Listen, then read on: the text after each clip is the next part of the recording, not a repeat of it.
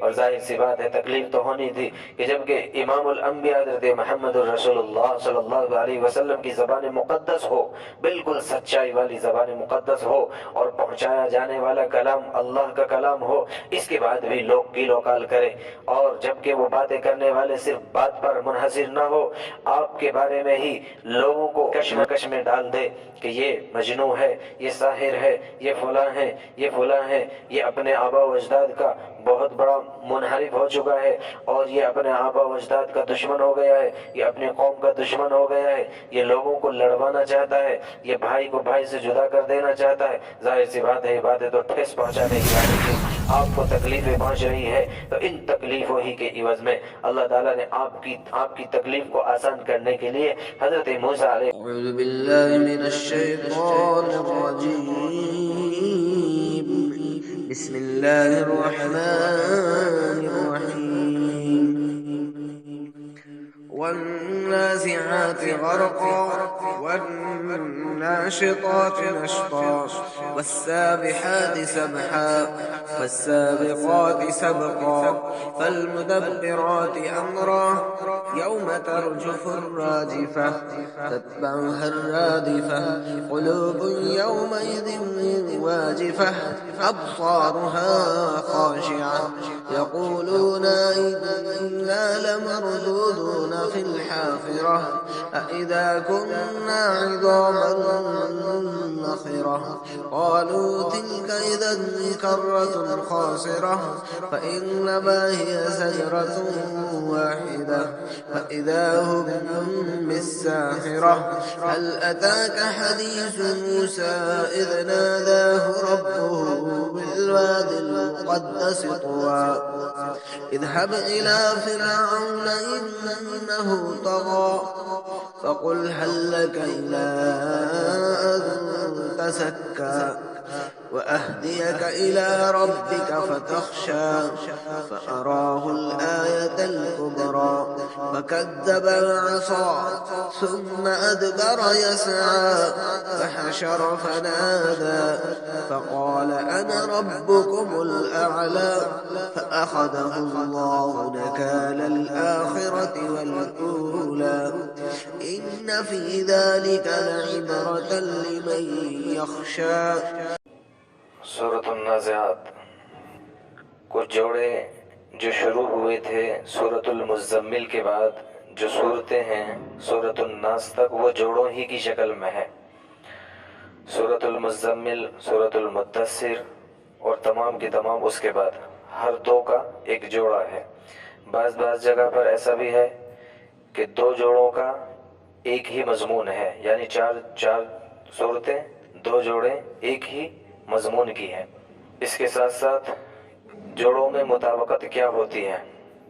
مطابقت ایک تو یہ بھی ہوتی ہے کہ آیات کے اعتبار سے کہ پہلی صورت جو ہے وہ تھوڑی سی قدر بڑی ہوتی ہے بالمقابل اس کے بعد آنے والی صورت کی، جیسا کہ سورۃ المرسلات تھی 50 آیتیں، سورۃ النبا اسی کا جب دوسرا جوڑا دوسرا جز آیا تو 40 آیتیں، سورۃ النازعات 46 آیتیں ہیں، سورۃ عبس 42 آیتیں ہیں، چھوٹی ہے تھوڑی سی۔ ایک تو اس طور پر مطابقت ہوتی ہے۔ سورۃ القیامہ اور سورۃ الدہر ایک جوڑا، دوسرا جوڑا سورۃ المرسلات، سورۃ النبا، تیسرا جوڑا سورۃ النازعات اور سورۃ عبس۔ ان تینوں جوڑوں کے درمیان اس طور پر اللہ تبارک و تعالیٰ نے مطابقت رکھی کہ پہلی سورت کا جب شروع کیا گیا تو اس کو قسموں سے شروع کیا گیا ہے، پہلے قسمیں کھائی گئی، اس کے بعد مضمون شروع کیا گیا، لا اقسم بیوم القیامہ قسم ہے۔ دوسری جب اسی جوڑے کا جب دوسرا جز آیا دہر، بغیر کسی تمہید کے فوراً بات شروع کر دی گئی، هل اتى علی الانسان حین من الدہر۔ دوسرا جو جوڑا آیا سورۃ المرسلات، والمرسلات عرفا، قسم کا مضمون آیا۔ دوسری جب سورت شروع ہوئی دوسرا جز اس کا سورۃ النبا، تو بغیر کسی تمہید کے بغیر کچھ کہے ہوئے فوراً بات شروع ہو گئی، اما یتساءلون، کس چیز کے بارے میں یہ لوگ سوالات کرتے ہیں آپس۔ یہاں پر بھی اسی طور پر کہ پہلا جو جز ہے جوڑے کا والنازعات غرقا قسموں سے شروع ہو رہا ہے. پہلے 5 آیتوں میں قسمیں کھائی گئی ہے. قسمیں کھانے کے بعد اب دوسرا جو اس کا جز ہے عبس وتولی، اس میں فوراً جو ہے بات شروع کر دی گئی بغیر کسی تمہید کے. مطابقت اس جوڑے میں کیا ہے؟ اور سورۃ المرسلات اور سورۃ النبا کے اندر جیسے مطابقت تھی کہ سورۃ المرسلات میں بھی یعنی قیامت کا تذکرہ تھا، سورۃ النبا میں بھی قیامت کا تذکرہ ہے. سورۃ المرسلات میں اور سورۃ النبا میں دونوں میں قیامت کا صرف قیامت کا تذکرہ تھا، نہ شرک تھا نہ رسالت تھا، کوئی دوسرا مضمون نہیں، صرف قیامت. یہاں پر سورۃ النازعات کے اندر اور سورۃ عبس کے اندر دونوں میں بھی قیامت ہی کا تذکرہ ہے، لیکن اس کے ساتھ ساتھ سورۃ النازعات میں بھی رسالت کا مضمون ہے اور سورۃ عبس میں بھی رسالت کا مضمون ہے. دونوں مضمون ان دونوں کے اندر موجود ہیں. تطبیق اس طور پر بھی ہے، سورت کے اندر آیت آئی ہے متاعا لکم ولانعامکم، بالکل ایسے ہی آیت ہے اگلی سورت کے اندر بھی متاعا لکم ولانعامکم. اور اس آیت کے بعد اس سورت کے اندر بھی قیامت کا طامۃ الکبریٰ کہہ کر کے قیامت کا تذکرہ ہے. آنے والی جو سورہ ہے اس کے اندر بھی اسی آیت کے فوراً بعد قیامت کا تذکرہ ہے فَإِذَا جَاءَتِ الصَّاخَّةُ کہہ کر کے. صاخہ بھی قیامت کو کہتے ہیں، طامۃ الکبریٰ سے بھی قیامت مراد. وَالنَّازِعَاتِ غَرْقًا یہ قسم کے الفاظ ہے. اس کو بھی سمجھنے سے پہلے قرآن پاک کے اندر جو اس طور پر جو قسمیں کھائی گئی ہیں، صرف 5 صورتیں ہیں پورے قرآن میں کہ جس میں اس طور پر قسمیں کھائی گئی ہیں. بہت ہی عجیب انداز میں قسمیں جو کھائی گئی ہے. یعنی پہلی صورت ہے سورۃ الصافات والصافات صفا، اس کے بعد دوسری صورت ہے سورۃ الذاریات، تیسری سورہ ہے سورۃ المرسلات، چوتھی صورت ہے والنازعات، اور 5ویں صورت آخر میں آ گئی ہے والعادیات. یہ 5 صورتیں ہیں. 5 صورتوں کے اندر جو قسموں کا جو مضمون ہے، قسموں کا جو طریقہ ہے وہ بالکل ایک جیسا ہے. اب پہلی جو صورت تھی سورۃ الصافات اور بالکل آخر کی جو صورت ہے سورۃ العادیات، ان دونوں کے درمیان جو قسموں سے مراد ہے بالاتفاق کسی کا اختلاف نہیں ہے، تمام کے نزدیک ان قسموں سے مراد فرشتے ہیں، چونکہ آگے وہ اسی صورت کے اندر مضمون صاف طور پر فرشتوں کے بارے میں آ گیا ہے. اب بچی ہے 3 صورتیں. اب اس کے بعد جو دوسری جو وہاں پر جو دوسری صورت ہے والذاریات، اس میں بالاتفاق وہاں پر جو قسموں سے مراد ہے وہاں پر ہوا ہے، ہواؤں کی قسمیں کھائی جا رہی ہیں. بچی ہے سورۃ المرسلات والمرسلات عرفا اور والنازعات غرقا. ان دونوں میں بہت اختلافات ہیں اور بہت مفسرین کرام کی مختلف رائے ہیں. وہ تمام کی تمام رائے جو بھی ہے بہرحال مختصر طور پر میں عرض کرنے کی کوشش کروں گا. والنازعات غرقا قسم ہے ان چیزوں کی یا قسم ہے ان ہستیوں کی کہ جو کھینچ لانے والی ہے غرق ہو کر. والناشطات نشطا قسم ہے ان ہستیوں کی یا ان چیزوں کی کہ جو گرہوں کو کھولنے والی ہیں. اب ایک تو حضرت مفسر محدث دہلوی شاہ عبدالعزیز محدث دہلوی رحمۃ اللہ علیہ نے جو تفسیر بیان فرمائی ہے کہ نازعات سے مراد کیا ہے. یہاں پر فرماتے ہیں کہ نازعات سے مراد قسموں سے جو قسمیں جو کھائی جا رہی ہے مراد اس سے فرشتے ہیں، فرشتوں ہی کی قسمیں کھائی جا رہی ہیں. کہ اس طور پر فرمایا جا رہا ہے کہ والنازعات غرقا قسم ہے ان فرشتوں کی کہ جو انسان کے جسم کے اندر گھستے ہیں اور روح کو کھینچ کر لے آتے ہیں. یعنی فرشتوں کے لیے یہ کوئی بڑا مسئلہ نہیں ہے کہ روح کو کھینچنا ہے، فرشتوں کے لیے دیوار نہیں ہے، فرشتوں کے لیے کوئی آڑ نہیں ہے، فرشتوں کے لیے پانی کا کوئی مسئلہ نہیں ہے. چونکہ ہم بہت بار دیکھتے ہیں کہ ایک آدمی کو انتقال جو ہے پانی کے اندر ہو رہا ہوتا ہے تو فرشتہ تو وہاں بھی پہنچ چکا ہے، وہاں پر اس کی روح کو قبض کیا جا رہا ہے. کبھی کبھی ہوتا ہے کہ بچہ جو ہے ماں کے پیٹ کے اندر ہے اور وہیں پر جو ہے اس کو جو ہے موت عطا کر دی جاتی ہے، تو بہرحال فرشتہ وہاں بھی پہنچ جاتا ہے مادر رحم کے اندر، اور وہاں پر بھی جو ہے اس کی روح قبض کر لیتا ہے۔ تو ہواؤں میں ہو یا زمین کے نیچے بھی بہت مرتبہ، ہم تو جو ہے بہت مرتبہ کیا، یہ تو بالکل عام سی بات ہے کہ جو ہے جب ایک انسان کو جو ہے قبر کے اندر اتار کر آ جاتے ہیں، منو مٹی اس کے اوپر رکھ دی جاتی ہے، اس کے بعد جو ہے فرشتے وہاں پہنچتے ہیں اور سوال و جواب کا معاملہ ہوتا ہے۔ تو بہرحال فرماتے ہیں کہ فرشتے مراد ہے کہ قسم ہے ان مقدس ہستیوں کی، قسم ہے ان مقدس فرشتوں کی کہ جو کھینچ لانے والے ہیں غرق ہو کر، یعنی اس کی جو ہے رگوں کے اندر گھس کر کے اس کی روح کو قبض کرنے والے ہیں، کھینچنے والے ہیں۔ اور کھینچنے کا مطلب یہ فرماتے ہیں کہ یہاں پر مراد کفار ہے، مراد اللہ کے منکر ہے، مراد وہ لوگ ہیں کہ جو اللہ کی نافرمانی کے ساتھ زندگی گزارنے والے ہیں۔ وَالنَّاشِطَاتِ نَشْطًا، قسم ہے ان مقدس فرشتوں کی، فرشتہ چونکہ مراد لیا جا رہا ہے اس تفسیر کے مطابق، تو قسم ہے ان مقدس فرشتوں کی کہ جو گرہوں کے کھولنے والے ہیں، یعنی بالکل جیسے آسانی سے ایک گرہ کھول دی جاتی ہے، بالکل ویسے ہی یہاں پر مراد جو ہے مومن کی روح ہے۔ مومن کی جب روح کو قبض کیا جاتا ہے بالکل ایسے آسانی سے جیسے کہ کسی چیز میں گرہ ہو اور اس گرہ کو جو ہے کھول دیا جائے۔ وَالسَّابِحَاتِ سَبْحًا، قسم ہے ان مقدس فرشتوں کی کہ جو تیرنے والے ہیں جیسا کہ تیرا جاتا ہے، یعنی ان مومنوں کی روح کو لے کر کے آسمانوں کی طرف لے کر کے جاتے ہیں، ایسے تیرتے ہوئے چلے جاتے ہیں جیسے پانی پر تیر رہے ہو اور ہوا پر تیر رہے ہو، فوراً جہاں پر ان کو حکم ہے جہاں پر پہنچنا ہے وہاں پر لے کر کے پہنچ جاتے ہیں۔ فَالسَّابِقَاتِ سَبْقًا، قسم ہے ان مقدس فرشتوں کی کہ جو سبقت کرنے والے ہیں ایک دوسرے سے بڑھ کر۔ اللہ کا کوئی حکم ہوتا ہے تو فوراً جو ہے اس حکم کی تعمیل کرتے ہیں اور فوراً جو ہے دوڑتے ہیں، جہاں بھی جس کی روح کو پہنچانے کا حکم اس کو ہے تو فوراً اس کی طرف جو ہے دوڑ رہا ہے۔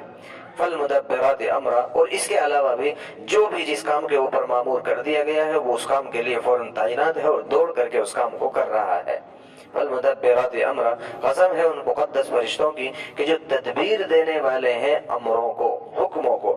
اللہ کا کوئی حکم ہے، اللہ نے کسی کو کچھ نظام دیا ہے، کسی کو کچھ نظام سونپا ہے، وہ تمام کے تمام اپنے اپنے طریقے کے مطابق بہت حسن و خوبی کے ساتھ میں اس کام کو کرنے میں بخوبی لگے ہوئے ہیں۔ یہ تو ہے جب اس سے مراد لیا جائے فرشتے۔ یہی ہے اکثر مفسرین کرام کی رائے کہ یہاں پر مراد فرشتے ہیں۔ بعض حضرات کی رائے ہے کہ یہاں پر قسم جو کھائی جا رہی ہے، قسم جس چیز کی کھائی جا رہی ہے مراد ہوا ہے، سخت ہوائیں، اس طور پر کہ قسم ہے اس ہواؤں کی، ان ہواؤں کی اور ان چیزوں کی کہ جو کھینچنے والی ہے، غرق ہونے والی ہے، یعنی ایسے طریقے سے وہ چلتی ہے کہ غرق ہو جاتی ہے، کہیں بھی کسی بھی جگہ کے اندر پہنچ جاتی ہے، اور جہاں بھی پہنچتی ہے وہاں پر تباہی اور خطرناک طریقے سے اس کو جو ہے تباہ و برباد کر دیتی ہے۔ وَالنَّاشِطَاتِ نَشْطًا، اور ہر ایک کی آیت کی تفسیر اب اسی کے مطابق کی جائے گی ہواؤں کی بنیاد پر۔ بعض حضرات نے فرمایا ہے کہ مراد اس سے جو ہے مجاہدین ہے۔ اللہ تعالیٰ قسمیں کھا رہے ہیں مجاہدین کی، کہ قسم ہے ان مجاہدین کی کہ جو سختی کے ساتھ غرق ہونے والے ہیں، یعنی ایک کفار کا اور مخالفین کا اور ایک بہت بڑی جماعت وہاں پر کھڑی ہوئی ہے اور خوب ہتھیار کے ساتھ میں لیس ہے، لیکن مجاہدین جو ہے وہاں پر گھس جاتے ہیں اور وہاں پر جا کر کے ان کو نکال کر کے قتل کر دیتے ہیں، یا یہ کہ وہاں پر پہنچ کر کے اپنے جو ساتھی وہاں پر پھنسے ہوئے ہیں ان کو بہت خوبی نکال کر کے واپس لے آتے ہیں۔ وَالنَّاشِطَاتِ نَشْطًا کا مطلب وَالنَّازِعَاتِ غَرْقًا، کہ وہ مجاہدین کہ جو وہاں سے جو ہے جمگھٹوں کے اندر جو ہے گھس جاتے ہیں اور اپنے ساتھیوں کو نکال لیتے ہیں۔ وَالسَّابِحَاتِ سَبْحًا، اور پھر جو ہے وہ ایسے طریقے سے کہ جیسا کہ تیرا جاتا ہے پانی کے اوپر، ایسے ہی طریقے سے وہ کام کر رہے ہوتے ہیں، یعنی لڑ رہے ہوتے ہیں اور ہر ایک کام کو وہ سر انجام دے رہے ہوتے ہیں۔ فَالسَّابِقَاتِ سَبْقًا اور فَالْمُدَبِّرَاتِ أَمْرًا، ان تمام آیتوں کو مجاہدین پر لیا جائے گا۔ ایک اور تفسیر ہے کہ مراد، بعض حضرات کی رائے ہے کہ مراد یہاں پر اس سے علماء ہے۔ فرماتے ہیں کہ علماء کی اللہ تعالیٰ قسم کھا رہے ہیں کہ قسم ہے ان علماء کی کہ جو سختی کے ساتھ اس کے اندر غرق آلود ہو جاتے ہیں اور ان آیتوں میں اور احادیث میں اور علم کی باتوں کے اندر ایسا سما جاتے ہیں کہ وہاں سے نکال کر کے امت کے لیے جو ہے مسائل لا کر کے اوپر رکھ دیتے ہیں۔ وہ ساری کی ساری چیزیں جیسے ایک سمندر کے اندر جانے والا انسان ہوتا ہے، غوطہ خور ہوتا ہے، وہ غوطہ لگا کر کے نیچے جاتا ہے تہ میں اور وہاں سے موتی نکال کر کے اوپر لے آتا ہے، ویسے ہی کام ان لوگوں کا ہوتا ہے۔ وَالنَّاشِطَاتِ نَشْطًا، بہت سی ٹینشن ہو جاتی ہے، بہت سے اختلافات ہو جاتے ہیں، بہت سے سوالات ہوتے ہیں، بہت سے اشکالات ہوتے ہیں۔ وَالنَّاشِطَاتِ نَشْطًا، ایسے جیسے گرہ کھول دیا ہو، بالکل ان کے سامنے جب رکھی جاتی ہے تو وہ ایسے ہی ان مسئلوں کا حل بھی بتا دیتے ہیں، مسئلوں کو کلیئر بھی کر دیتے ہیں۔ بعض رات کی رائے ہیں کہ مراد یہاں پر واعظین ہے، واعظ کرنے والے۔ واعظین کا اگر مراد لیا جائے گا تو بس اسی طور پر کہ وہ بھی ان کا بھی کام ویسا ہی ہوتا ہے کہ وہ بھی ایسی گندگی کے اندر لوگ رہ رہے تھے، نہ انہیں نماز کا پتہ تھا، نہ انہیں روزے کا پتہ تھا، نہ انہیں اپنے دین کا پتہ تھا، نہ انہیں کلمے کا پتہ تھا، بالکل بے پرواہی کے ساتھ زندگی گزارنے والے تھے، نہ کلمہ یاد تھا نہ کلمہ مانتے تھے، صرف نام ان کا، بہت نام بھلے سے ان کا مسلمان تھا۔ اور یہ مثالیں بھی ہمارے سامنے بہت حسن خوبی موجود ہیں کہ جنہوں نے اللہ کے دین کو پہنچانے والوں نے، امر بالمعروف اور نہی عن المنکر کرنے والوں نے، کہ طرح طرح سے طریقے سے لوگوں کو ایسی ایسی گندی خباثتوں سے اور غلط غلط راہوں سے اور غلط غلط جگہوں سے نکال دیا، اور جو بھی اشکالات اور جو بھی چیزیں رہی ان کو بحسن خوبی کلیئر کر دیا، کھول دیا۔ تو بہرحال یہ مختلف طرح کی تفسیریں ہیں۔ زیادہ تر مفسرین کرام کی رائے ہے کہ والنازعات میں جو قسم کھائی جا رہی ہیں فرشتے ہیں، فرشتوں کی اللہ تعالیٰ شانہ قسم فرما رہے ہیں کہ فرشتوں کی قسم ہے کہ جو روح کے اندر جاتے ہیں اور ہر جگہ پہنچتے ہیں اور گھسیٹ کر کے لے آتے ہیں روح کو۔ روح کے نکالنے کے وقت ظاہر سی بات ہے تکلیف بھی ہوتی ہے، اور جہاں بھی انسان ہوتا ہے اینما تکونوا یدرککم الموت ولو کنتم فی بروج مشیدہ، موت جو ہے وہ ہر جگہ پہنچتی ہے، اگرچہ تم مضبوط قلعوں کے اندر موجود ہو، تو زمین کے اندر ہو، محلات کے اندر ہو، جھوپڑوں میں ہو، ہواؤں میں ہو، جہازوں میں ہو، جہاں بھی ہو، یہ فرشتے اور یہ روح کے قبض کرنے والے فرشتے ہر جگہ پہنچ کر اس کی روح کو قبض کرتے ہیں۔ بعض لوگوں کی روح کو جب قبض کیا جاتا ہے تو بہت تکلیف ہوتی ہے۔ والنازعات غرقا سے مراد یہی ہے کہ کافروں کی روح اور اللہ کے منکرین کی اور اللہ کے نافرمانوں کی روح کو جب قبض کیا جاتا ہے بہت تکلیف ہوتی ہے۔ سیاہ رنگ کے فرشتے ان کے سامنے آ کر کے کھڑے ہو جاتے ہیں، بیٹھ جاتے ہیں اتنی دور تک کہ جہاں تک اس آدمی کی نگاہ جاتی ہے وہاں تک یہ بہت ڈراؤنی شکل کے فرشتے اسے نظر آتے ہیں۔ اس کے بعد حضرت ملک الموت تشریف لاتے ہیں، وہ سرحانے قریب کھڑے ہو جاتے ہیں اور کہتے ہیں کہ اے شیطان، اے سرکش اور فاسق و فاجر جان، باہر نکل آ۔ جب وہ یوں کہتے ہیں تو وہ اس کی جو روح ہوتی ہے وہ دوڑنے لگتی ہے، کبھی پاؤں کی طرف جاتی ہے، انگوٹھے کی طرف جاتی ہے، کبھی سر کی طرف جاتی ہے، کبھی ادھر ہاتھ کی طرف جاتی ہے، بے چینی شروع ہو جاتی ہے اور تکلیف شروع ہونے لگتی ہے۔ ایسے طریقے سے اس کی روح کو نکالا جاتا ہے کہ جیسا کہ ٹاٹ ان کے پاس ہوتا ہے، اور ایسے فرمایا گیا کہ ایسے طریقے سے ان کی روح کو قبض کیا جاتا ہے جیسے کہ جھاڑیوں کے اوپر کسی چیز کو ڈالا جائے اور پھر جھٹکے کے ساتھ میں اس کو کھینچا جائے۔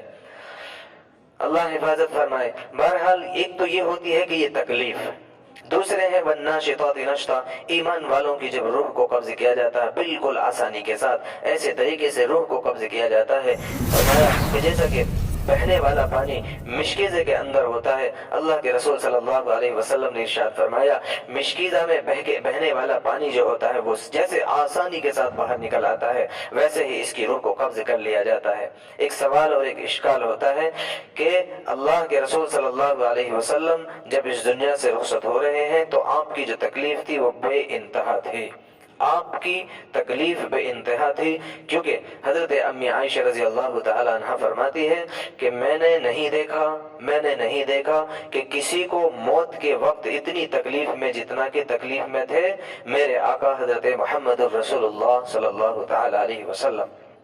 جواب یہ ہے کہ دیکھیے اللہ تعالیٰ اگر کسی مومن بندے کو تکلیف موت کے وقت دیتے ہیں تو اس کو کچھ خاص مقام عطا فرمانا ہے، اس کو کچھ خاص مقام پر فائز کرنا ہے، تو اس کے لیے اس کو تکلیف دی جاتی ہے جو وقتی ہوتی ہے، جو بہت تھوڑے سے وقت کی ہوتی ہے، اس کے بعد کبھی تکلیف اس کے پاس نہیں ہوتی۔ غیر ایمان والوں کی جو تکلیف ہوتی ہے وہ ہمیشہ کی تکلیف ہے، یہ ایک شروعات ہے، اور اس کے بعد کی جو تکلیفیں ہیں وہ بے انتہا ہے۔ والنازعات غرقا، قسم ہے ان فرشتوں کی، ان مقدس فرشتوں کی جو جسم میں جو کھینچتے ہیں جان کو سختی کے ساتھ، غرق ہو کر کے۔ والناشطات نشطا، اور قسم ہے ان فرشتوں کی کہ جو گروہوں کے کھولنے والے ہیں۔ والسابحات سبحا، قسم ہے ان فرشتوں کی جو تیرنے والے ہیں۔ والسابقات سبقا، قسم ہے ان فرشتوں کی جو سبقت کرنے والے ہیں۔ فالمدبرات امرا، قسم ہے ان فرشتوں کی جو تدبیر دینے والے ہیں امور کو۔ یوم ترجف الراجفہ، یہ قسم کھائی 5 آیتوں میں، تو قسم کیوں کھائی گئی ہے؟ قسم کا جواب قسم محفوظ ہے، لتبعثن، اللہ کی قسم ضرور تم اٹھائے جاؤ گے۔ یہ قسمیں کھائی اس لیے جا رہی ہے، یہ قسمیں کھانے کے بعد اللہ تعالیٰ فرماتے ہیں یوم ترجف الراجفہ، جس دن کے کانپنے والی آئے گی۔ کانپنے والی کیا ہے؟ قیامت۔ یقیناً وہ کانپنے والی اور کپا دینے والی ہے۔ جب وہ آئے گی مراد اس سے سور ہے۔ جب سور پھونکا جائے گا تو ساری کی ساری زمین پر اور ساری کی ساری چیزوں پر لرزہ طاری ہونے لگے گا، اور لرزہ طاری ایسا ہوگا کہ جیسا کہ جو ہے ایک زمین جو ہے جب اس کے اوپر کوئی معاملہ ہوتا ہے تو وہ کپ آنے لگتی ہے، ویسے ہی بہت خطرناک اور اس سے بھی بہت خطرناک طریقے سے جو ہے یہ لرزہ پیدا ہو جائے گا اس زمین کے اندر، کہ جس کو دیکھ کر کے ہی لوگ بے ہوش ہونے لگیں گے۔ لوگوں کے قلوب اس آواز کو برداشت نہیں کر پائیں گے، لوگوں کے قلوب پھٹنے لگیں گے اور لوگ مرنے لگیں گے، ایک شور شغب شروع ہو جائے گا، ضرور قیامت قائم ہوگی۔ تمہیں کیا لگتا ہے لوگ مشرکین مکہ اس بات کا اقرار نہیں کر رہے تھے، اس بات کا انکار کر رہے تھے؟ چونکہ یہ بھی مکی سورہ ہے، 80 نمبر کی سورت تھی سورۃ النبا، اس کے بعد 81 نمبر کی سورہ ہے سورۃ النازعات، مکی سورہ ہے۔ بہرحال چونکہ منع کر رہے تھے، انکار کر رہے تھے، نہیں قیامت کچھ نہیں ہے، ارے کہاں سے کھڑے ہوں گے، کون کھڑا کرے گا، کیسی باتیں کرتے ہیں۔ یقولون انا لمردودون فی الحافرہ، آگے اللہ نے ان کے قول کو نقل بھی کیا، کہتے ہیں کہ انا لمردودون فی الحافرہ، کیا ہمیں پہلی حالت میں لوٹایا جائے گا؟ اذا کنا عظاما نخرہ، وہ تو بڑے خسارے کا معاملہ ہوگا، یعنی ایک طرح سے ٹھٹا بناتے تھے، مذاق کرتے تھے، مذاق بناتے تھے کہ ارے یہ جو کہتے ہیں محمد صلی اللہ علیہ وسلم کہ جو ہے دوبارہ اٹھایا جائے گا، دوبارہ کھڑے ہونا ہے، ہمیں کھڑا کیا جائے گا، یہ تو بڑا ہمارے لیے خسارے کی بات ہو جائے گی۔ یہ بات بولتے تھے اور ہنستے تھے، ٹھٹا بناتے تھے۔ اذا كنا عظاما نخرا، اور یوں کہتے تھے کہ جب ہماری ہڈیاں بوسیدہ ہو جائے گی، قالوا تلك اذا كرة خاسرة، کہتے ہیں وہ کرۃ خاسرہ کہ بھلا ایسا کیسے ہو سکتا ہے کہ جب ہم گل جائیں گے، سڑ جائیں گے، مٹی بن جائیں گے، کیسے کون کھڑا کرے گا، کیا ہوگا؟ بالکل ذہنوں میں بات نہیں آنے والی، سمجھ میں بات نہیں آتی، یہ کیسی باتیں کرتے ہیں۔ اللہ نے اسی کا جواب یہاں پر ارشاد فرمایا ہے یوم ترجف الراجفہ، قیامت ضرور قائم ہوگی، جس دن کے کانپنے والی آئے گی۔ تتبعها الرادفہ، پہلا سور پھونکے جانے کا یہاں پر ارشاد فرما دیا گیا، تتبعها الرادفہ، اس کے پیچھے آنے والی آئے گی، اس کے پیچھے آنے والی آئے گی۔ فرمایا اللہ کے رسول صلی اللہ علیہ وسلم نے کہ لوگوں، میرے صحابہ، کانپنے والی پیچھے آ رہی ہے، اور اس کے پیچھے آنے والی بھی اس کے پیچھے لگی ہوئی ہے، فوراً وہ آنے والی ہے۔ موت ہر آنے والی بات کی تکلیف اور پریشانی کو لے کر کے آنے والی ہے۔ اس کے بعد ساری کی ساری چیزیں تمہارے سامنے آ جائے گی، کھل کر کے سامنے آ جائے گی ہر انسان کے۔ جب موت اس کے سامنے آ جائے گی تو یقیناً یہ اسی لیے فرمایا گیا کہ موت جو ہے وہ بھی چھوٹی قیامت ہے۔ ایک انسان کی جب موت آ گئی تو اس کی تو قیامت آ گئی، اس کی تو قیامت شروع ہو گئی ہے۔ قیامت کبریٰ اگرچہ بعد میں آ ہی جائے گی۔ تتبعها الرادفہ، پہلا سور پھونکا جائے گا، ترجف الراجفہ میں فرما دیا پہلا سور، تتبعها الرادفہ میں فرما دیا دوسرا سور پھونکا جائے گا۔ بخاری شریف کی روایت ہے، حضور صلی اللہ علیہ وسلم نے ارشاد فرمایا دونوں کے درمیان 40 سال کا وقفہ ہوگا۔ قلوب یومئذ واجفہ، کچھ قلوب ہوں گے، کچھ دل ہوں گے اس دن کچھ دل ایسے ہوں گے اس دن کے جو گھبرا رہے ہوں گے، جو غم میں ہوں گے۔ صحابی رسول علیہ الصلوۃ والتسلیم نے جب یہ حدیث سنی تھی کہ کپ کپانے والی آ رہی ہے اور موت جو ہے ہر آنے اپنے بعد والی تکلیف کو لے کر کے آتی ہے، تو صحابی نے عرض کیا یا رسول اللہ صلی اللہ علیہ وسلم، اگر میں آپ پر درود پڑھنے کے لیے اپنے سارے وقت کو خرچ کر دوں اور وقف کر دوں؟ آپ نے ارشاد فرمایا تب تو اللہ تعالیٰ کی ذات سے امید ہے اللہ تعالیٰ آپ کے دنیا اور آخرت کے سارے غموں کو ختم فرما دیں گے۔ ابصارها خاشعہ، ان کی آنکھیں جھکی ہوں گی۔ کچھ دل اس دن گھبرا رہے ہوں گے، خوف میں ہوں گے اور ان کی آنکھیں جھکی ہوئیں گی۔ شرمندگی جب ہوتی ہے کسی کو تو ظاہر سی بات ہے دل بھی گھبراتا ہے۔ کوئی گناہ کر کے آئے، کچھ جرم کر کے آئے تو اب گھبراہٹ بھی ہوتی ہے، اور جب گھبراہٹ اور جب اس کا جرم لوگوں کے بھی سامنے آ جاتا ہے تو آنکھیں بھی جھکنے لگتی ہے، شرمندگی ہوتی ہے۔ یقولون انا لمردودون فی الحافرہ، کہتے ہیں کیا ہمیں پہلی حالت میں لوٹنا ہے، لوٹ کر جانا ہے؟ بعض حضرات کی رائے ہیں کہ یہاں پر جو قسم کھائی جا رہی ہے وہ ہواؤں کی قسم ہے، بعض حضرات کی رائے ہیں کہ قسم جو کھائی جا رہی ہے فرشتوں کی ہے، بعض حضرات کی رائے ہیں کہ مجاہدین کی قسم کھائی جا رہی ہے، بعض حضرات کی رائے ہیں کہ علماء کی قسم ہے، بعض حضرات کی رائے ہیں کہ واعظین کی قسم کھائی گئی ہے۔ زیادہ تر مفسرین کرام کی جو رائے ہیں کہ فرشتوں کی قسم اللہ تعالیٰ شانہ فرما رہے ہیں، قسم ہے ان مقدس اور پاکیزہ روحوں اور پاکیزہ فرشتوں کی کہ جو کھینچ لاتے ہیں جسم کے اندر غرق ہو کر، جسم کے اندر گھس کر اس کی روح کو قبض کر کے کھینچ کر باہر لے آتے ہیں۔ والناشطات نشطا، قسم ہے ان فرشتوں کی کہ جو گرہ کے کھول دینے والے ہیں، یعنی ایسے کھینچ لیتے ہیں کافروں کی روحوں کو، بہت خطرناک طریقے سے اور بہت مشکل ترین طریقے سے کھینچتے ہیں۔ والناشطات نشطا، مومنین کی روح کو بالکل گرہ کے کھول لینے کی طرح آسانی کے ساتھ میں ان کی روح کو قبض کر لی جاتی۔ والسابحات سبحا، قسم ہے ان مقدس فرشتوں کی کہ جو تیرتے ہیں اب ان روحوں کو لے کر جس طرف بھی اللہ کا حکم ہے، کافروں کی روحوں کو کہاں پہنچانا ہے، مومنین کی ارواح کو کہاں پہنچانا ہے، بالکل تیزی کے ساتھ یہی کہ دوسرے امور پر فالسابقات سبقا، سبقت کرنے والے ہیں جیسا کہ سبقت کی جاتی ہے۔ والمدبرات امرا، قسم ہے ان فرشتوں کی جو تدبیر دینے والے ہیں معاملات کو اور امور کو۔ اللہ کا جو حکم ہے، اللہ تعالیٰ نے جو چیزیں ان کے سپرد کر دی ہے، بہرحال اس میں نظام کو ایک تدبیر دینے میں لگے ہیں، ہر طریقے سے ایک نظام کو، اس بہترین طریقے سے نظام کو چلانے میں لگے۔ یوم ترجف الراجفہ، اب اللہ نے کہا ہے 5 چیزوں کی قسم کھا کر، جواب قسم کیا ہے کہ قیامت، چونکہ قیامت کا انکار کر رہے ہیں لوگ، مکی صورت ہے تو لہٰذا اول مخاطب مکہ کے لوگ ہیں کہ جو مخاطب ہے وہ انکار کر رہے ہیں قیامت کا، قیامت کچھ نہیں ہے، قیامت نہیں آئے گی، ایسا کچھ نہیں ہونے والا، کون اٹھائے گا، کیسے اٹھائے گا، بہت سے سوالات۔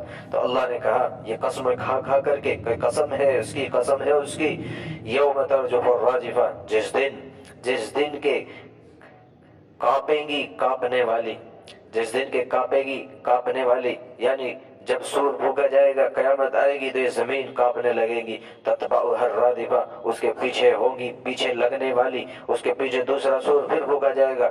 قلوب یومئذ واجفہ، اس دن بہت سے قلوب گھبرا رہے ہوں گے، ڈر رہے ہوں گے۔ ابصارها خاشعہ، ان کی نگاہیں نیچے ہوں گی، جھکی ہوئی ہوں گی، کیونکہ جرم کر کے آئے ہیں، مجرم ہے، اللہ کے نافرمان ہے۔ یقولون انا لمردودون فی الحافرہ، کہتے ہیں کیا ہمیں پہلی حالت میں لوٹنا ہے؟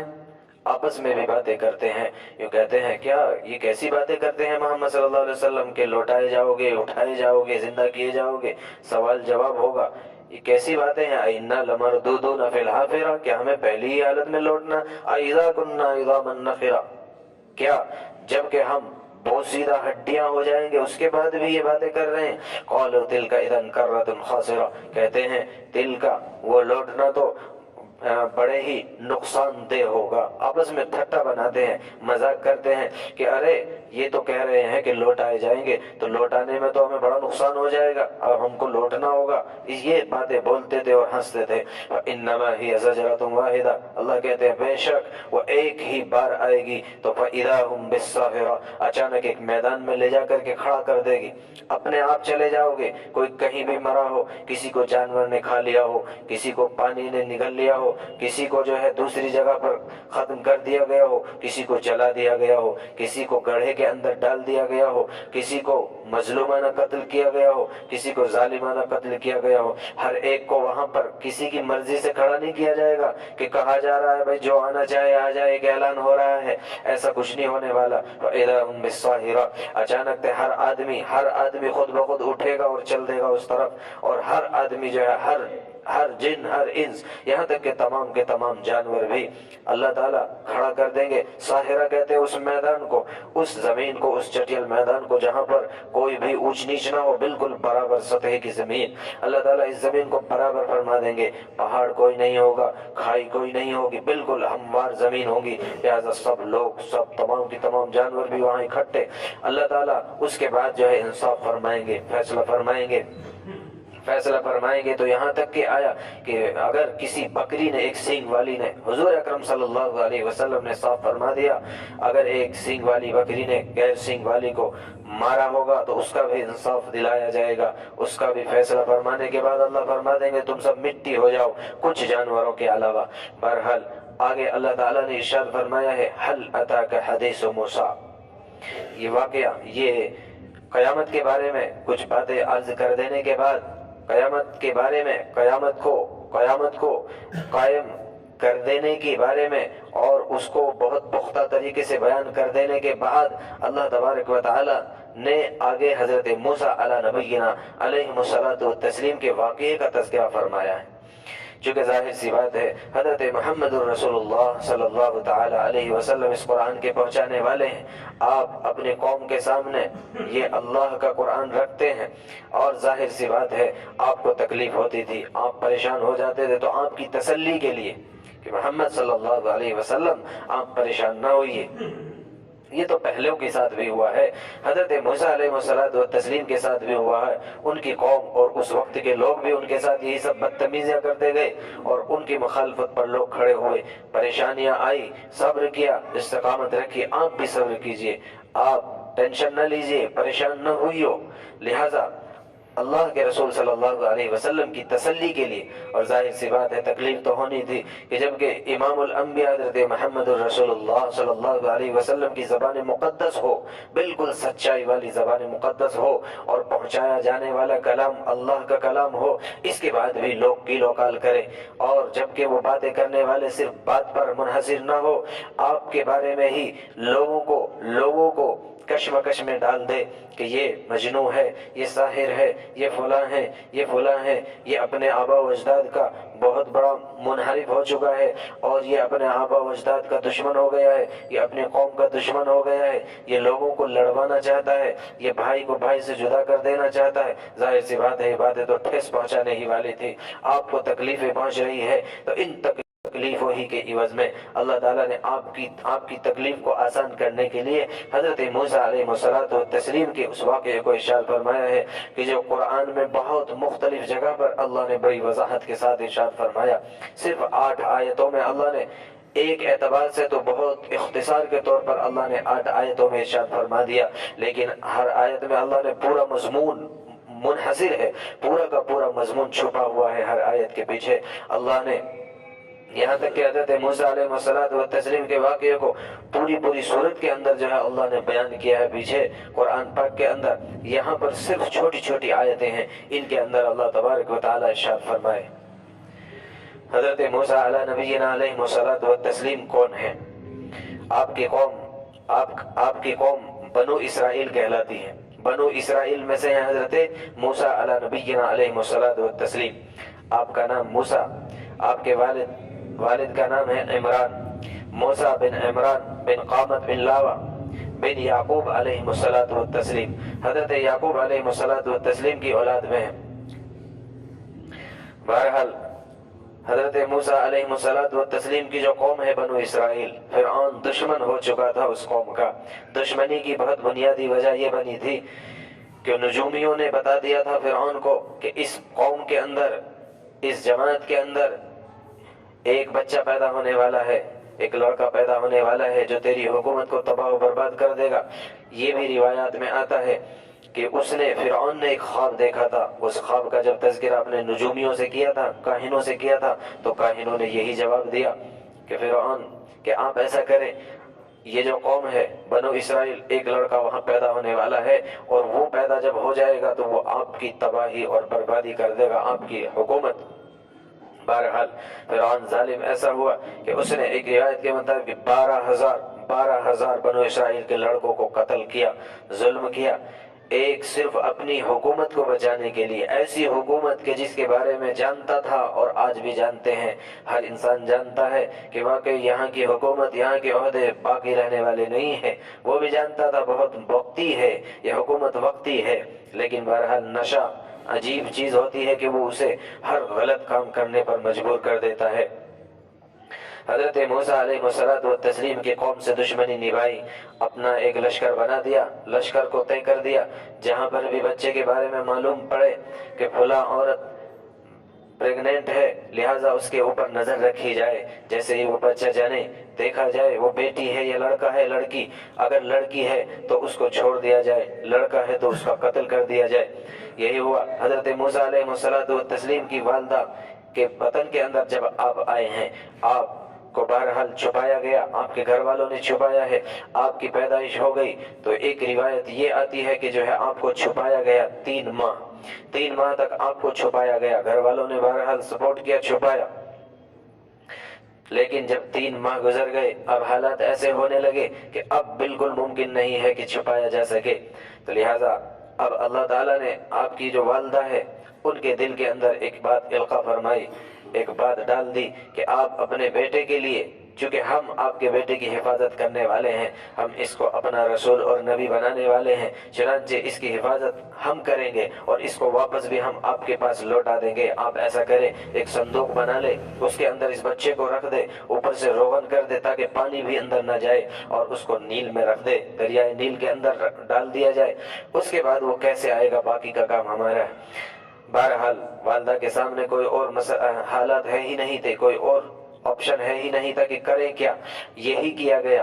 اس کے پیچھے آپ کی بڑی بہن کو لگا دیا کہ نظر رکھے کیسے اللہ تعالیٰ واپس کرتے ہیں۔ بہرحال دریائے نیل کے اندر رکھ دیا گیا، ڈال دیا گیا۔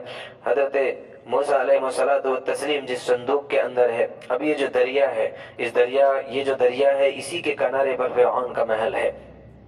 وہاں سے جب گزر رہا ہے، فرعون کے گھر کی عورتوں نے اور وہاں کے خادموں نے دیکھا ایک صندوق ہے، بتایا گیا، اس صندوق کو لایا گیا، تو تورات کے مطابق تو یہ بیٹی تھی فرعون کی بیٹی آئی، اپنے بہرحال خدام جو اس کے تھے ان کو لے کر کے اس صندوق کو اندر پہنچوا دیا گیا۔ اب ان کی جو فرعون کی جو بیوی تھی وہ بھی آ گئی، حضرت آسیہ رضی اللہ تعالی عنہا۔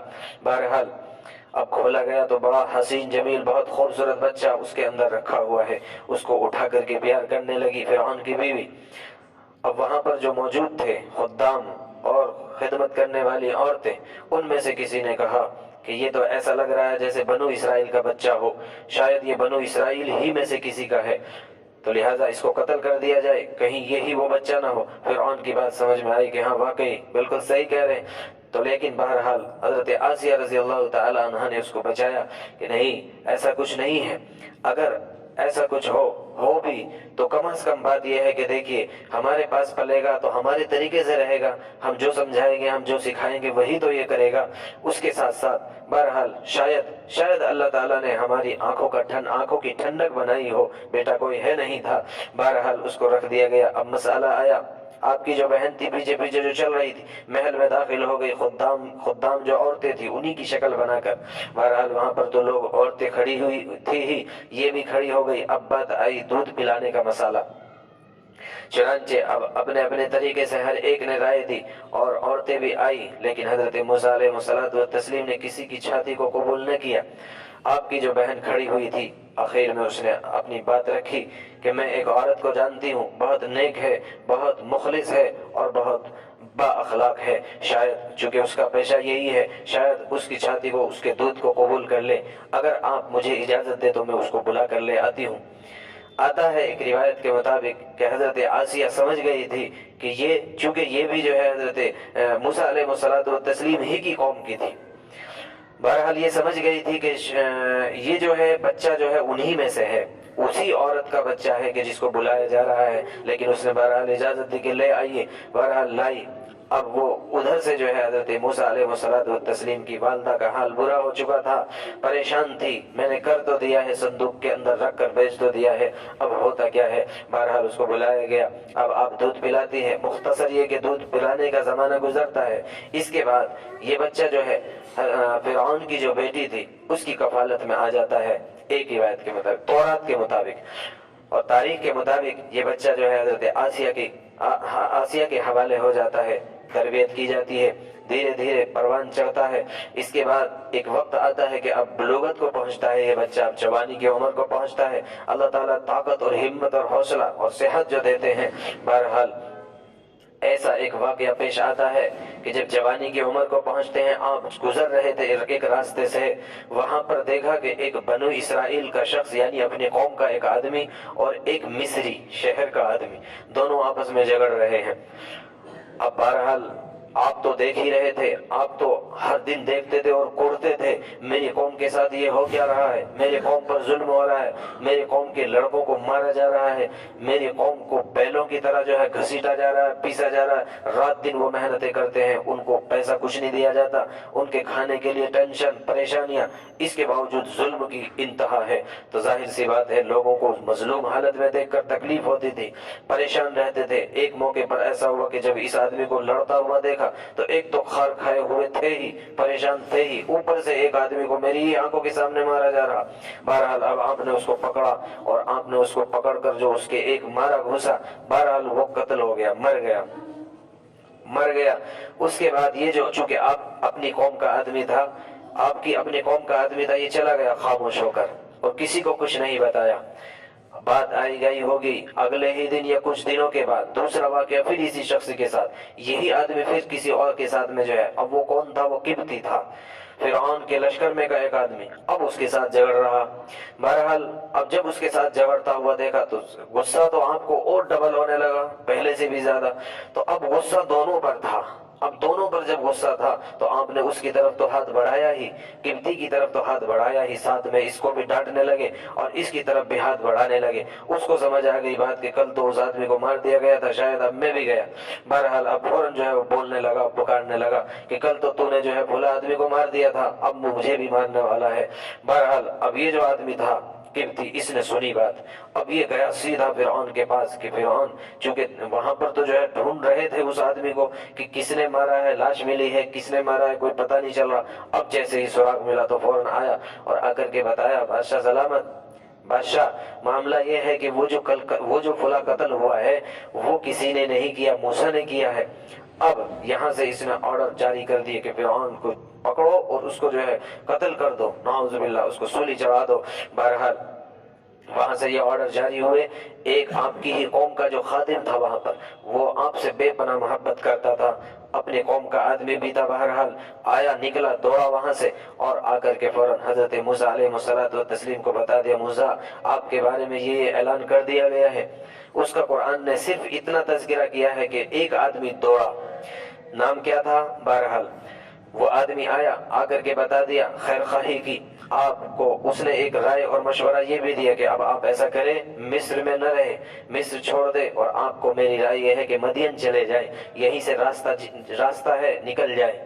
بہرحال آپ نے اس رائے پر عمل کیا، آپ وہاں سے نکل گئے، ایک طور پر وہاں سے بھاگ گئے۔ بہرحال چونکہ قتل ہو گیا تھا، اب آپ جب وہاں سے نکلے ہیں تو آپ کے پاس کوئی راہ بتانے والا ہے، نہ تو یہاں تک کہ آپ کے پاؤں میں چپل بھی نہیں تھی، آپ وہاں سے دوڑے ہیں۔ تو آپ کے بارے میں آتا ہے آپ کے پاس کوئی کھانے کے لیے سامان بھی نہیں تھا۔ اب اس راستے میں جو آپ کا کھانا تھا سوائے پتوں کے خوراک کے آپ کے پاس کچھ نہیں تھا۔ آپ پیڑ کے پتے کھاتے ہوئے اس راستے کو قطع کرتے ہیں، پورا کرتے ہیں، اور آپ کے پاؤں کی حالت یہ ہو گئی تھی کہ آپ کے पैरों की जो खाल थी वो छिल गई थी, चूंकि नंगे पांव आप वहां तक पहुंचे हैं।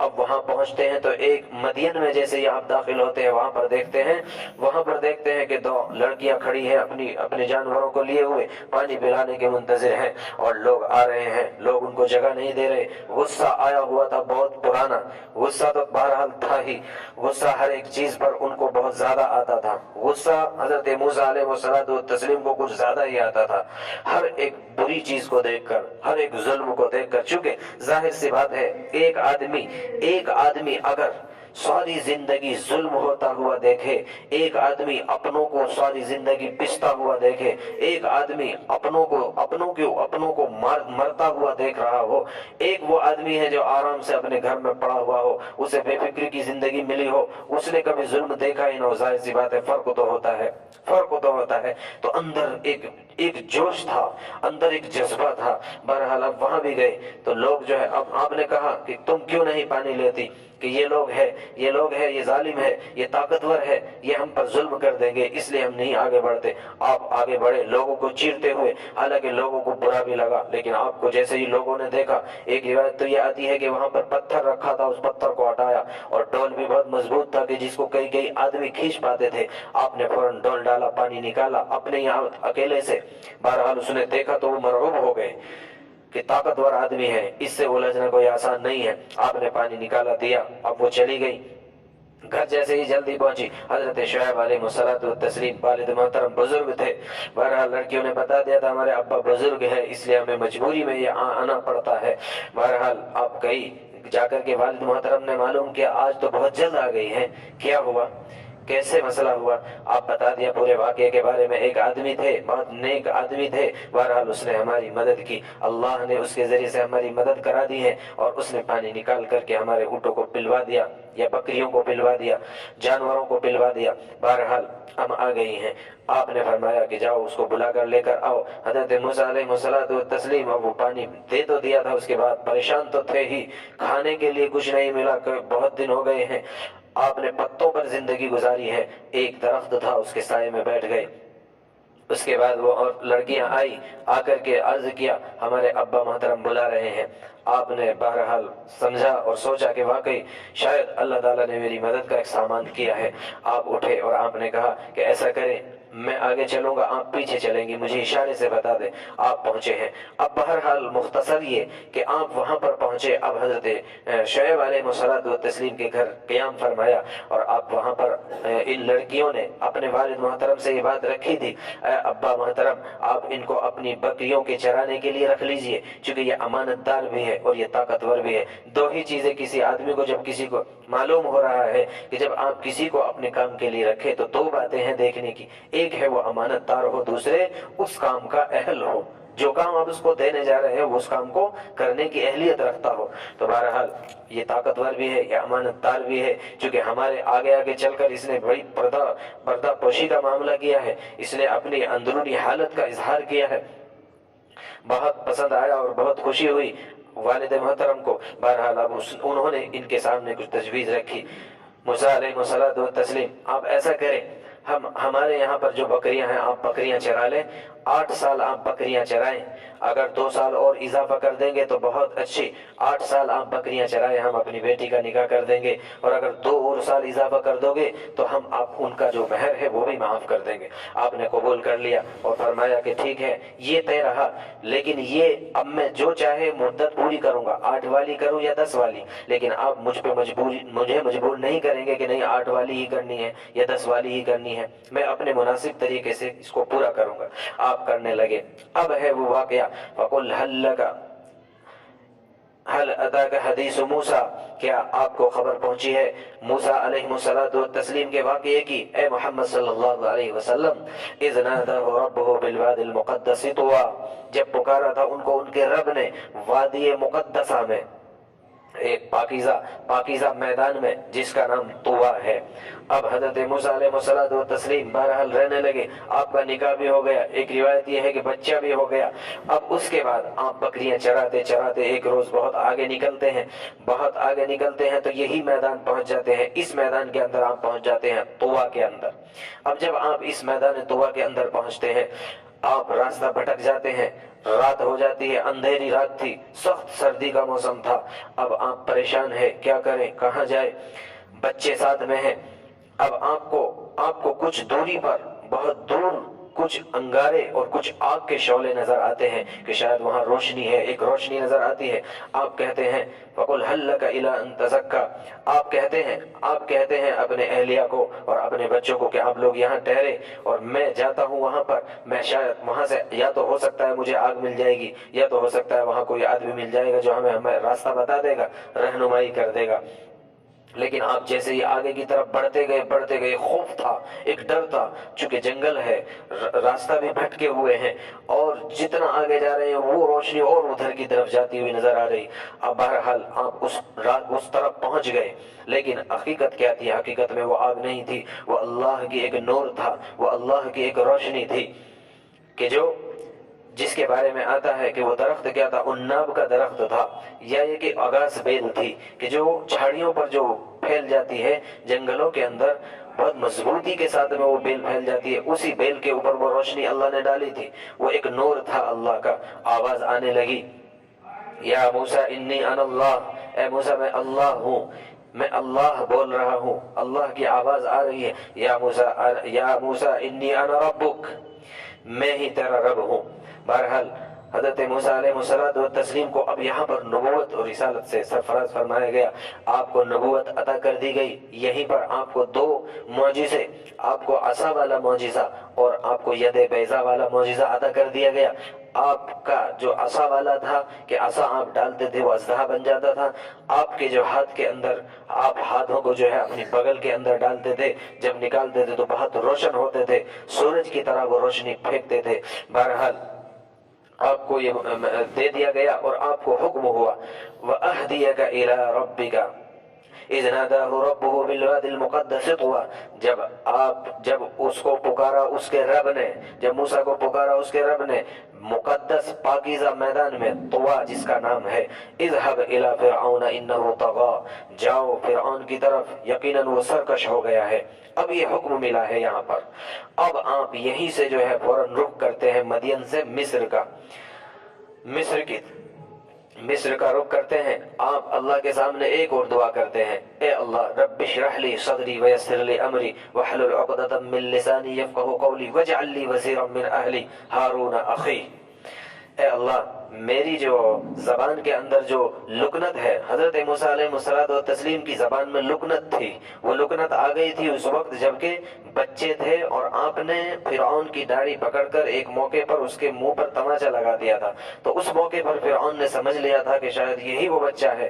تو لیکن بہرحال لوگوں نے مشورہ دیا تھا ایسا کرے، ایک پلیٹ میں، ایک تشتری میں انگارے لاؤ، ایک میں پھول لاؤ، اگر یہ وہی بچہ ہے تو یہ پھول کو چنے گا، انگارے کو نہیں چنے گا، کیونکہ وہ بچہ ظاہر سی بات ہے سمجھدار ہوگا، اور اگر یہ عام بچہ ہے تو عام بچہ تو جو ہے ایک روشنی کی طرف بڑھتا ہے، ایک چمک کی طرف جاتا ہے تو وہ انگارے کو اٹھائے گا۔